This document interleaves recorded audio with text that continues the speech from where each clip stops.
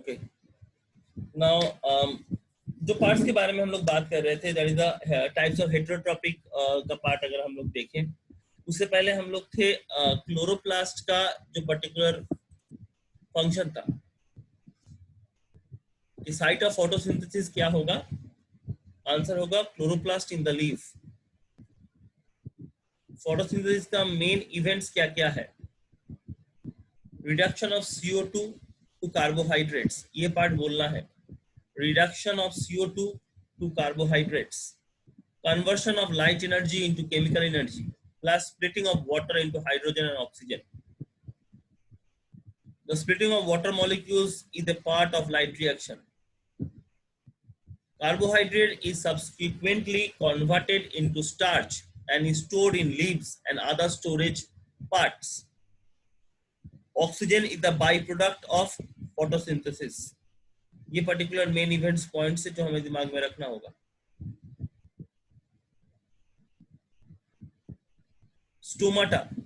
Stomata और guard cell, इनके बारे में जानना होगा क्योंकि एक्सचेंज ऑफ गैसेस जो टेक प्लेस होता है O2 एंड CO2, याद कीजिए class 9 chapter 1 cell osmosis diffusion, you should remember that part, it's one of the most important part.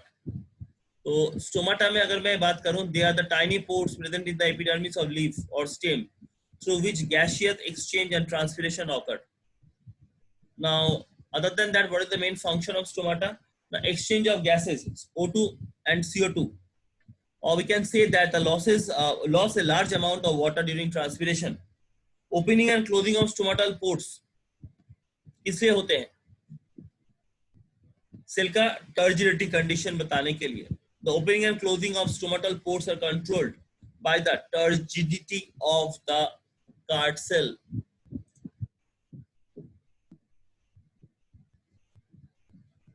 Now,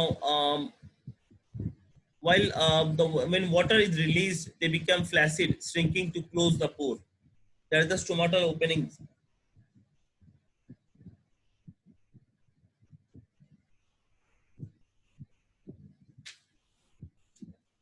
आपका न्यूट्रिशन का और एक इम्पोर्टेंट पार्ट होगा, होलोजोइक न्यूट्रिशन को पढ़ने के लिए आपको बता रहा था। सो होलोजोइक न्यूट्रिशन होता क्या है ना? एक nutrition which is an organism takes in like complex matter by the four process. Ingestion, which is subsequently digested and absorbed in, is known as holozoic nutrition. So in a simple word, we can say the nutrition in which an organism takes in complex organic matter by the process of ingestion, जिसका example मैं आपको already बता चुका हूं, amoeba. That is amoeba.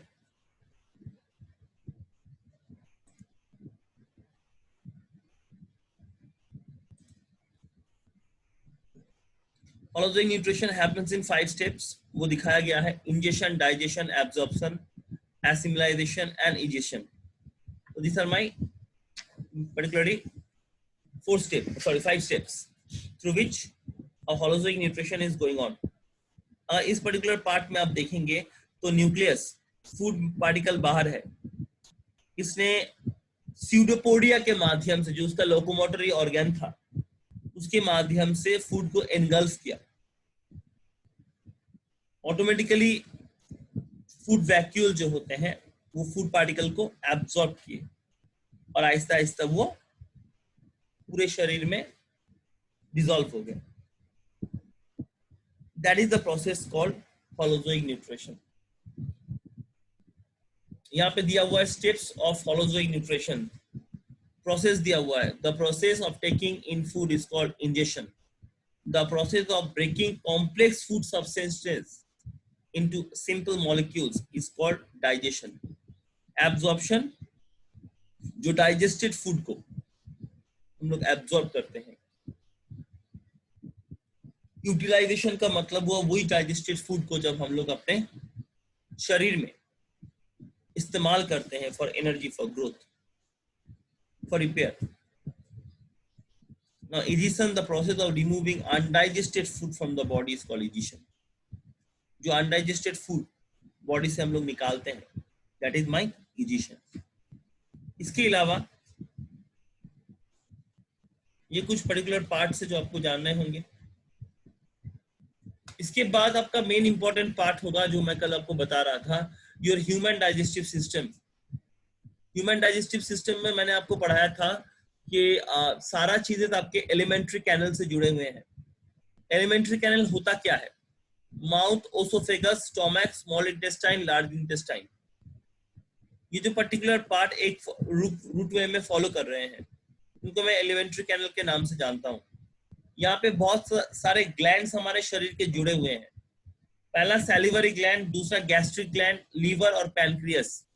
ये 4 important gland है शरीर के जो इस प्रोसेस के साथ जुड़े हुए हैं, और बहुत तरीके का एंजाइम्स ये प्रोड्यूस करते हैं, हार्मोन्स प्रोड्यूस करते हैं जो हम लोग देखे हैं।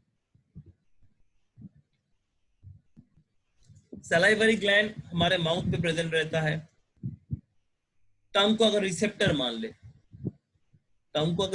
मान ले, आपका नेक्स्ट चैप्टर जो है चैप्टर 2 है, वहां पे आप लोग इन चीजों के बारे में अच्छी तरीके से समझेंगे, जहां पे आपको रिसेप्टर के बारे में बोला जाएगा, स्टिमुलेटर के बारे में बोला जाएगा। तो टंग हमारा एक गेस्टरी रिसेप्टर है जो सेंस करता है टेस्ट का। सो breaking down of the food particle start in our mouth with the salivary, like salivary amylose break the carbohydrates.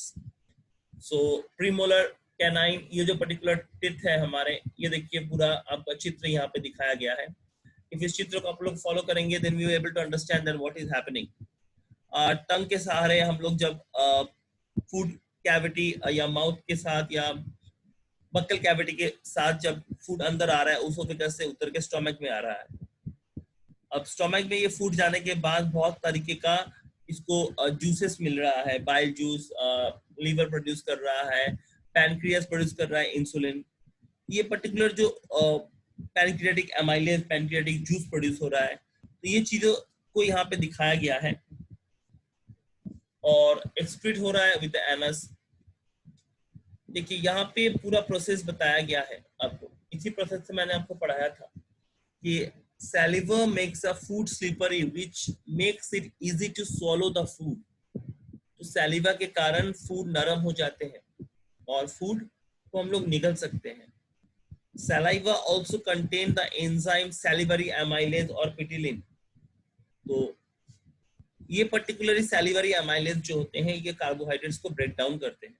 Salivary amylase digest starch and convert it into sucrose, that is maltose.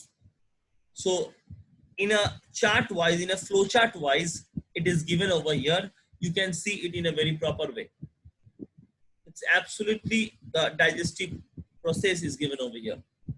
If we follow this, we can able to understand it very easily. Now let's move on. Now over here there's an important part, as I told you just a few minutes back, that gastric juice. Gastric gland secretes gastric juice. What are these gastric juice? They are pepsin, HCl and mucus. Pepsin, HCl and mucus, they are my gastric juice. So anybody can ask you that what is gastric juice? The juice which help us to digest. But what is it? Then we can say it is divided into 3 parts. Enzyme that break down the protein part is known as pepsin. HCl presence makes the medium acidic, and mucus, it protects the inner lining of the stomach. Mucus protects the inner lining of the stomach. So these are my 3 gastric juice which are very, very important for us to know.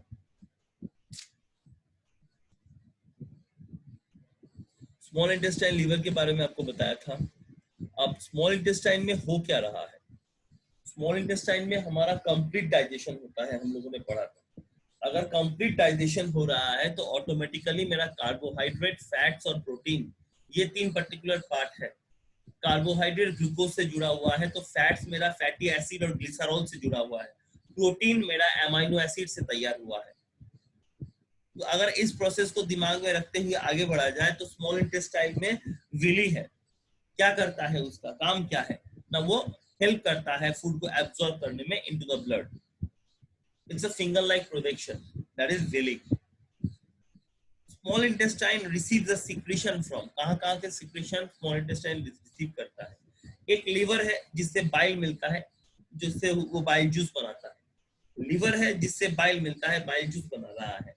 और एक pancreas है जिसका pancreatic juice निकल रहा है। दो pancreatic juice है, एक का नाम है ट्राइप्सिन, एक का नाम है लाइपेज।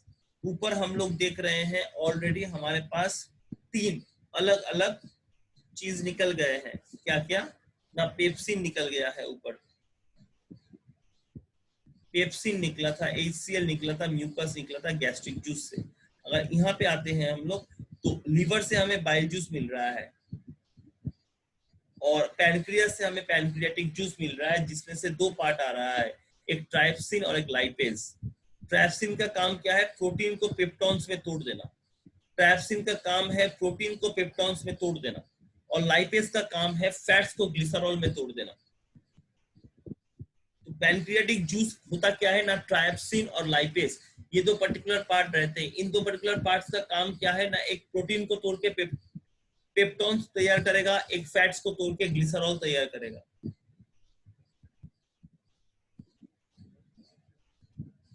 अब हेपाटोपैनक्रियाटिक डक्ट क्या होता है, क्योंकि बाइल और पैनक्रियाटिक जूस डिओडेनम से जिस पर्टिकुलर पार्ट से वो ट्रेवल करते हैं उसको हम लोग हेपाटोपैनक्रियाटिक डक्ट बोल सकते हैं, हेपाटोपैनक्रियाटिक डक्ट बोल सकते हैं।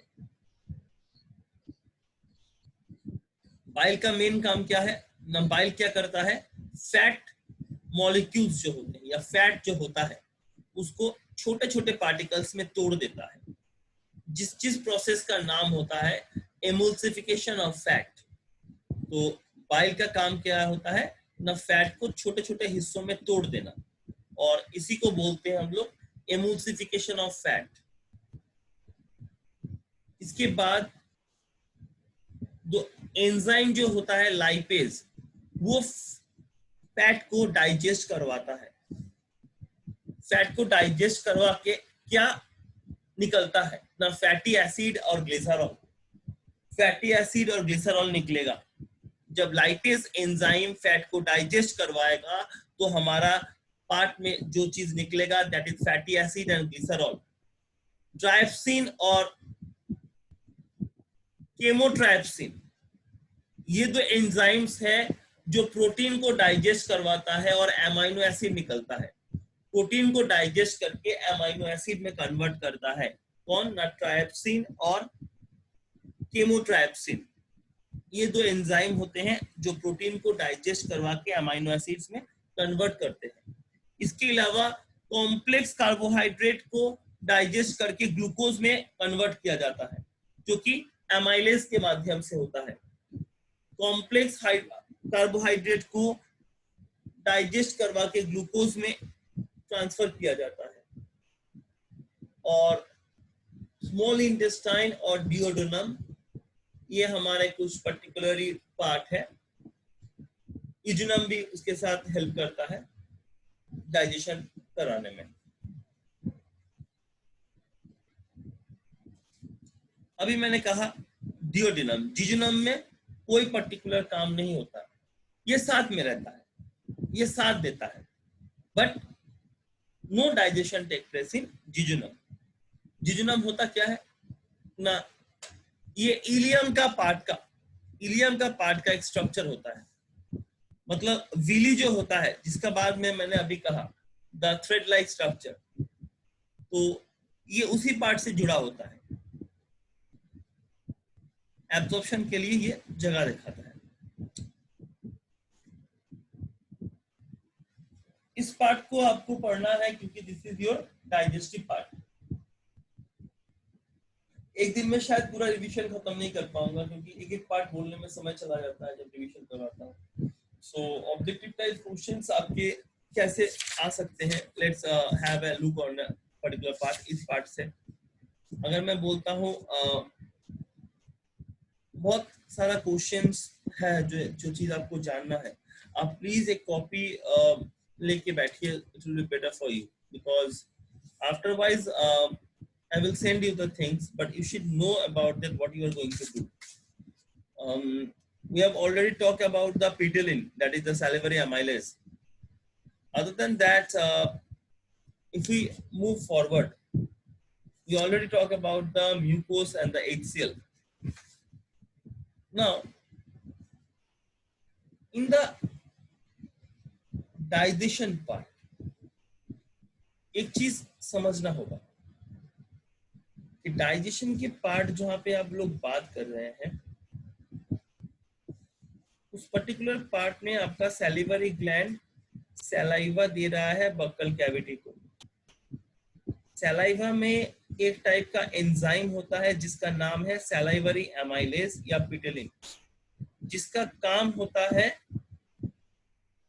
स्टार्च को तोड़ देना या कॉम्प्लेक्स कार्बोहाइड्रेट को तोड़ के एक सिंपल शुगर मैल्टोज में परिवर्तित करना। That mean starch and complex sugar salivary amylase और एसिडिक मीडियम के माध्यम से मोल्टोज में चेंज हो रहा है। ये फूड ओसोफेगस से पास हुआ, स्टोमक में पहुंचा। अब स्टोमक में जैसे ही पहुंचा, फूड क्या हुआ, एक मिक्सचर के साथ मिला जिसका नाम है गैस्ट्रिक जूसेस। गैस्ट्रिक जूसेस में मैंने अभी कहा आपको कि गैस्ट्रिक एंजाइम, म्यूकस और HCl प्रेजेंट रहेगा।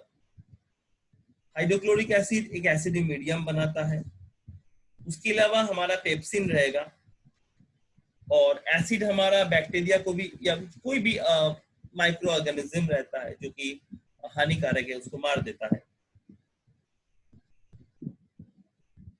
इस पर्टिकुलर पार्ट में जो पेप्सिन है, जो पेप्सिन एंजाइम है, वो पेप्सिनोजेन को एक्टिव करवाता है। अगर ओरिजिनल फॉर्म में देखें तो पेप्सिनोजिन रहता है जिसको हम लोग पेप्सिन में कन्वर्ट करवा रहे हैं HCl के माध्यम से। पेप्सिन एक गैस्ट्रिक प्रोटीज है, ये एक एंजाइम है जो कि प्रोटीन को तोड़ के पेप्टोन्स बना रहा है, प्रोटीन को तोड़ के पेप्टोन्स बना रहा है। HCl प्रोनेनिन को तोड़ के रेनिन बना रहा है, प्रोनेनिन को तोड़ के रेनिन बना रहा है। रेनिन होता क्या है? अब ये पर्टिकुलर पार्ट है जिसको डाइजेस्ट करवाया जा रहा है पेप्सिन के माध्यम से।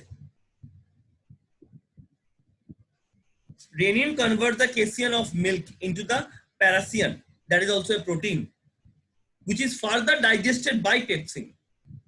This will be the statement to understand the equation.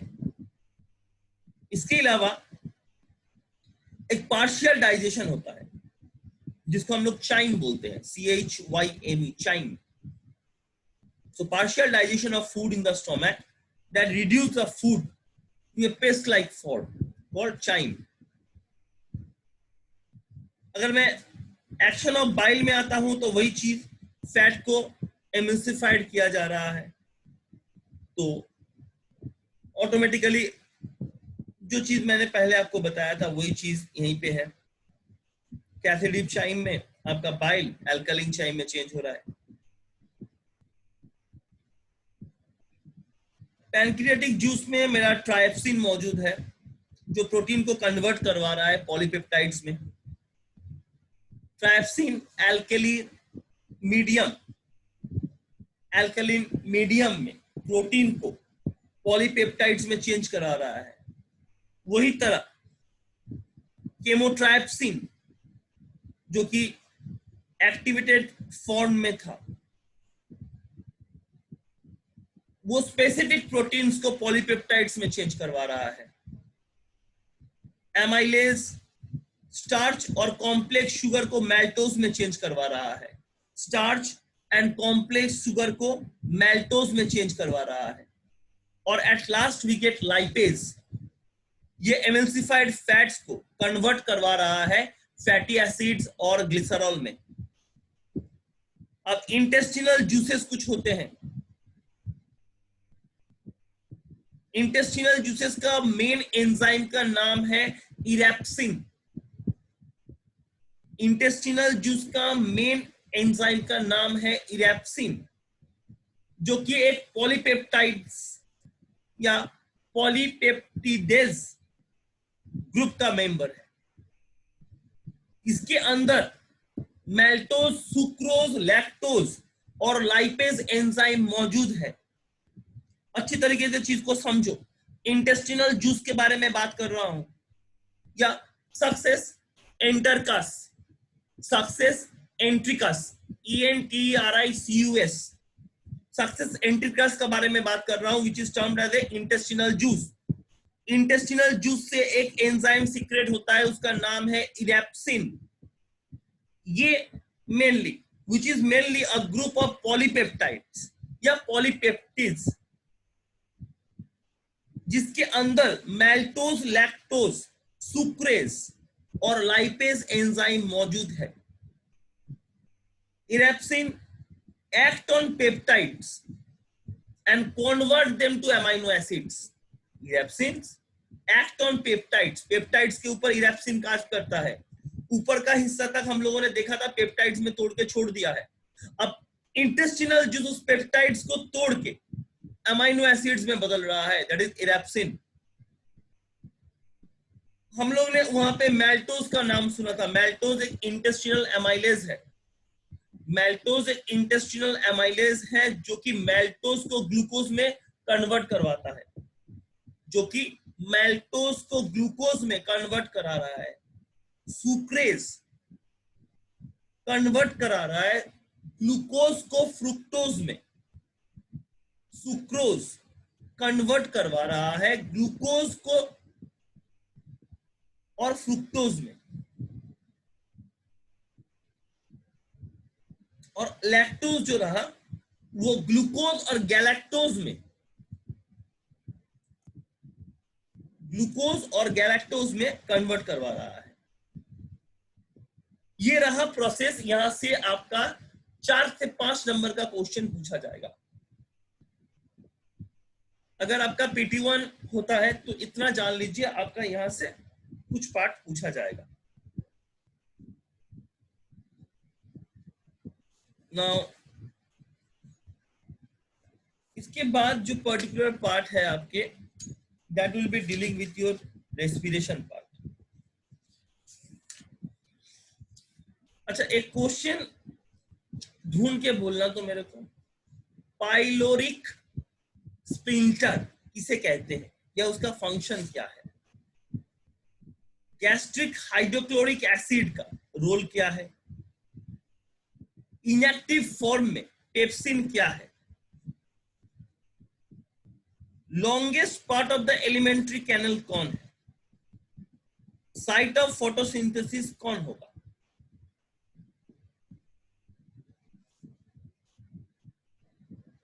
Conversion of starch into maltose, conversion of peptides into amino acids, conversion of sucrase into glucose and fructose, conversion of emulsified fats into fatty acid and glycerols. जो part मैंने कहा, they are highly important. Please have a note of them. इसके अलावा जब हम लोग respiration शुरू करते हैं, ये एक वास्ट प्रोसेस है। सबसे पहला part ATP, adenosine triphosphate, glucose molecules को तोड़ देता है कार्बन डाइऑक्साइड और वाटर मॉलिक्यूल्स में। तो respiration, we can define respiration as a process of the release of energy to form of ATP, that is adenosine triphosphate, from glucose molecules that are broken down to carbon dioxide and water molecules. That is the easiest way to explain what is respiration. अगर यही biochemical process को involve करके आगे बढ़ता हूं तो breaking down of glucose that is the organic compound stepwise oxidation करते हुए subsequent release of energy inside the cell, subsequent release of energy inside the cell, that eliminating the waste product like carbon dioxide and water from the body. So the energy stored in ATP is used for carrying out the biological function that is necessary.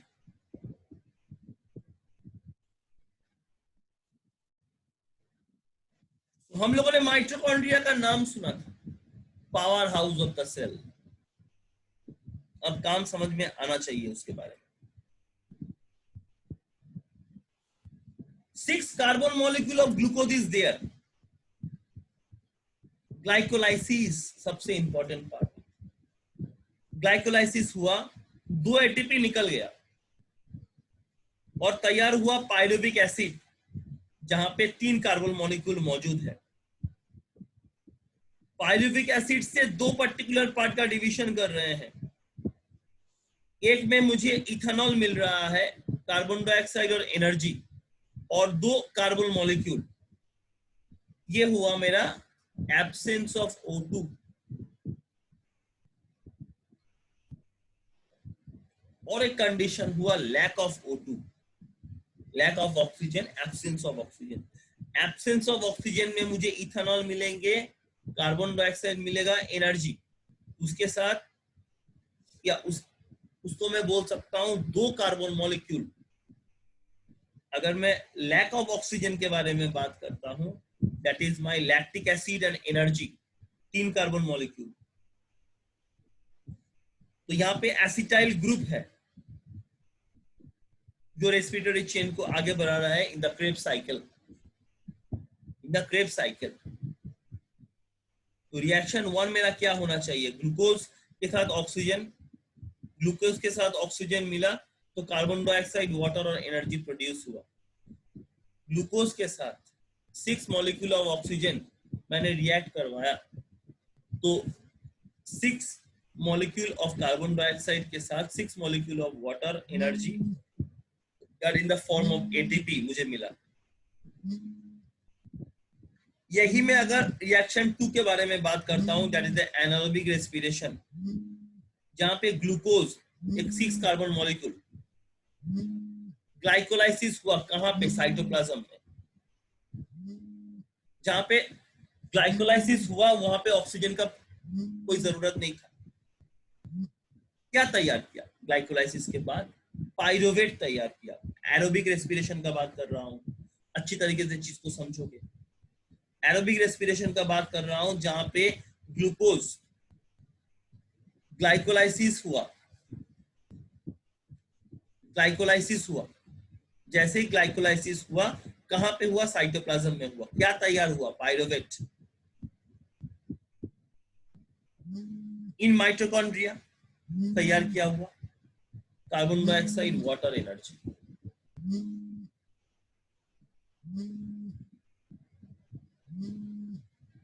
Pyruvate को further मैंने presence of oxygen से पास करवाया तो मुझे मिला carbon dioxide, water और energy. Anaerobic respiration, glucose था, same तरीके से ग्लाइकोलाइसिस हुआ, साइटोप्लाज्म में पाइरुवेट तैयार हुआ। मगर इस पाइरुवेट को मैंने without presence of oxygen cytoplasm से पास करवा रहा हूं तो मेरा इथाइल अल्कोहल मिलेगा। 2 कार्बन मॉलिक्यूल इथाइल अल्कोहल मिलेगा, उसके साथ मेरा कार्बन डाइऑक्साइड और एनर्जी मिलेगा। तो C2H5OH इथाइल अल्कोहल और उसके साथ 2CO2 carbon dioxide plus energy produce हुआ।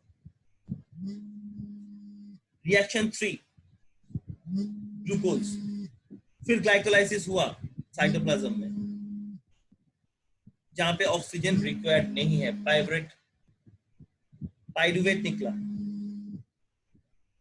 अब यहाँ पे मैं लैक ऑफ ऑक्सीजन में काम करवा रहा हूँ, लैक्टिक एसिड प्रोड्यूस है।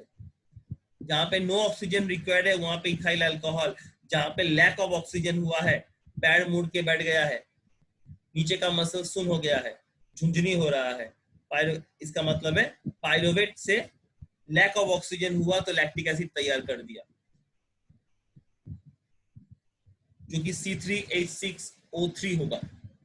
Lactic acid 3 carbon molecule present है, पायरुवेट में भी 3 कार्बन मॉलिक्यूल प्रेजेंट है, ग्लूकोज में 6 कार्बन मॉलिक्यूल प्रेजेंट है। तो ये मेरा पहला स्टेप है, जो ये रिएक्शंस के बारे में जानना है। आपको मैंने एरोबिक एनारोबिक के बारे में समझाया था।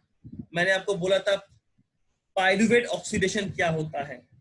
पायरुवेट ऑक्सीडेशन का मतलब है जब पायरुवेट को हम लोग कन्वर्ट करते हैं एसिटाइल कोयल में।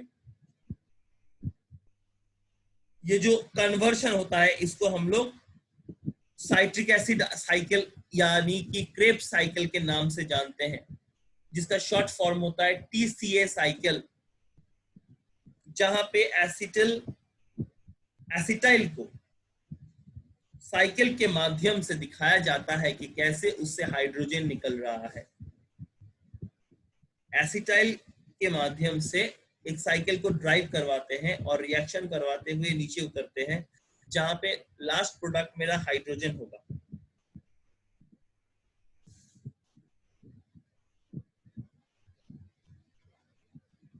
एक पार्ट होता है एरोबिक रेस्पिरेशन में, उस पार्ट को हम लोग कहते हैं इलेक्ट्रॉन ट्रांसपोर्ट चेन या रेस्पिरेटरी चेन, या आप लोग बोलिए रेस्पिरेटरी चेन, जहां पे हाइड्रोजन एक सीरीज ऑफ रिएक्शन के माध्यम से एनर्जी प्रोड्यूस करता है एटीपी, जहां पे 38 molecules of ATP are released per molecule of glucose. 38 molecules of ATP are released per molecule of glucose as a result of aerobic respiration. अगर मुझे इलेक्ट्रॉन ट्रांसपोर्ट चेन के बारे में पूछा जाए या रेस्पिरेटरी चेन के बारे में पूछा जाए तो हम लोग एक ही तरीके से बोल सकते हैं कि 38 molecules of ATP रिलीज हो रहा है पर molecule of glucose से। किससे? ना एरोबिक रेस्पिरेशन से।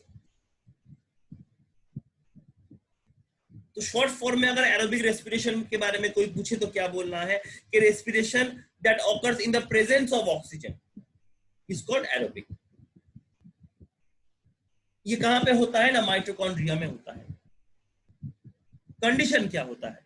द एरोबिक रेस्पिरेशन के समय सफिशिएंट ऑक्सीजन रहता है और जो पायरुवेट होता है या पायरुविक एसिड होता है, पायरुवेट का नाम है पायरुविक एसिड, वो मॉलिक्यूल माइटोकॉन्ड्रिया के अंदर घुसता है, वहां पे वो कंप्लीटली ऑक्सीडाइज्ड होता है to produce CO2 and H2O in 3 steps. CO2 and H2O in 3 steps. क्या क्या 3 steps है? पहला पायरुवेट ऑक्सीडेशन, जहां पे मैं पायरुवेट को कन्वर्ट करता हूं एसिटिल में या एसिटाइल में। उसके बाद साइट्रिक एसिड साइकिल के माध्यम से उस पर्टिकुलर एसिटाइल को मैं हाइड्रोजन में कन्वर्ट कर रहा हूं। जब ये पार्ट पूरा हुआ तो रेस्पिरेटरी चेन बना, जहां पे 38 मॉलिक्यूल्स ऑफ एटीपी रिलीज हो रहा है पर मॉलिक्यूल ऑफ ग्लूकोज से, और ये रिएक्शन मेरा एरोबिक रेस्पिरेशन होगा। अगर मैं एनारोबिक रेस्पिरेशन के बारे में बोलूं तो respiration that occur in the absence of oxygen is called anaerobic respiration. Glycolysis के बाद सफिशिएंट ऑक्सीजन अवेलेबल नहीं होता, ग्लाइकोलाइसिस के बाद सफिशिएंट ऑक्सीजन अवेलेबल नहीं होता, तो पायरुवेट जो होता है या पायरुविक एसिड जो होता है वो माइटोकॉन्ड्रिया के अंदर घुस नहीं पाता है और वो कन्वर्ट हो जाता है इथाइल अल्कोहल में या इथेनॉल में।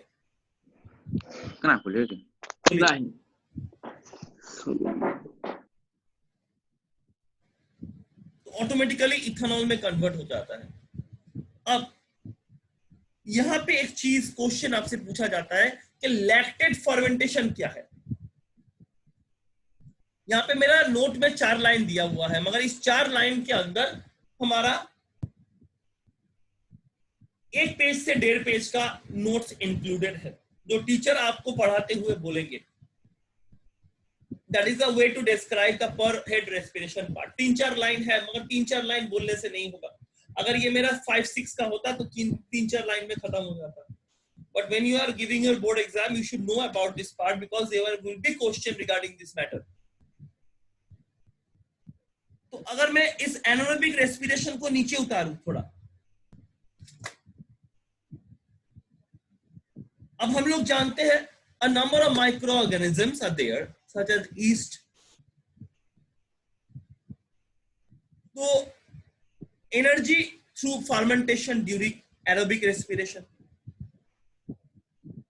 Then in the absence of oxygen, aerobic respiration takes place in our muscle cells to release energy.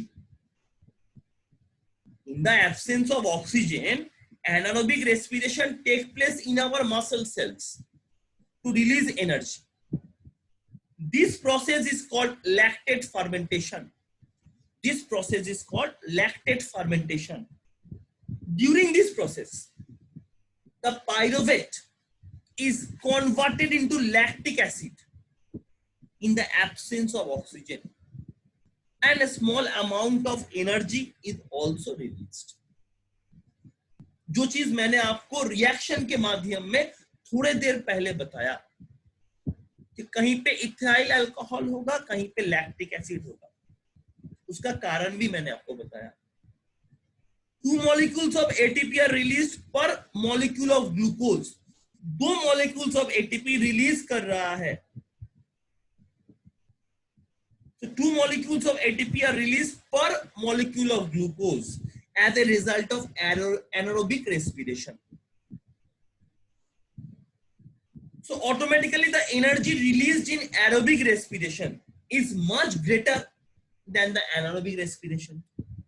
कहां पे 38, कहां पे 2? एरोबिक में मेरा 38 molecules of ATP are released per molecule of glucose as a result of aerobic respiration.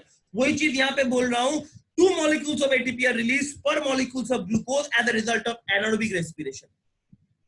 And during this process there is a muscle cramp. खेलते खेलते, दौड़ते दौड़ते जो प्रॉब्लम हम लोग का होता है, क्या होता है? During this process there is a build up of lactic acid in your muscle cells. During this process there is the build up of lactic acid in your muscle cells, and this sudden build up of lactic acid in your muscle cause muscle cramps. That is the main part we need to know about the aerobic and anaerobic. I told you on the starting that I could not able to finish it because for the revision I need at least 2 classes. If I'm going for a 76-page chapter, at least I need 2 or 3 days to complete the particular part. क्योंकि जो चीजें मैंने आपको बताया है अभी तो मैं सिर्फ और सिर्फ आपके क्वेश्चन पार्ट्स को छूते हुए निकल रहा हूं। जो जो चीज से आपका एमसीक्यू क्वेश्चंस बनेगा, दैट पर्टिकुलर पार्ट को छूते हुए जा रहा हूं। So that's why it's important to know it.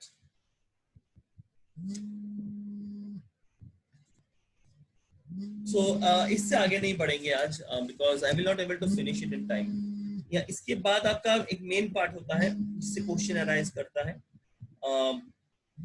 How the energy release during respiration. It is also one of the most important part we need to know because ADP is converted to the ATP and that is you should know how for the cellular processes it needs. So well, today we have gone through the digestive part and I already told you about a lot about the enzymatic parts, as well as we have started the first part of respiration with the aerobic and anaerobic and the reaction involved in the respiration. So tomorrow we will again meet and we will try to complete the rest part, what is remaining with us. Guys, don't do it. Every time it's not good.